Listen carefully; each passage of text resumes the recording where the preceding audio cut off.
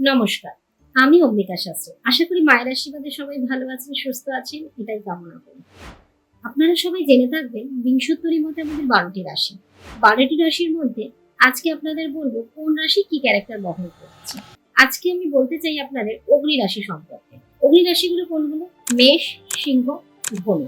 তারা অ্যারোগেন্ট হবে, তারা নিজের ঔদ্ধত্য সবসময় দেখাবার চেষ্টা করবে, তারা ডমিনেটিং হবে, তাদের দ্বিধা দ্বন্দ্বযুক্ত মন হবে, তাদের ঘুরে ঘুরে কাজ করার মানসিকতা, তারা চঞ্চলমতি হবে, তাদের মধ্যে ধীর স্থির কম থাকবে, তারা এখন একরকম আচরণ করবে, কিছুক্ষণ পরে আবার অন্যরকম আচরণ করবে।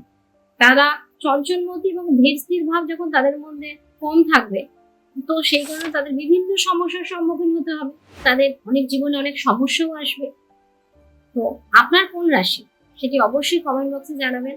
আর আপনারা যদি আমার কাছ থেকে কোনো প্রেডিকশন নিতে চান তাহলে অবশ্যই নিচে দেওয়া নাম্বারে আমার সাথে যোগাযোগ করবেন।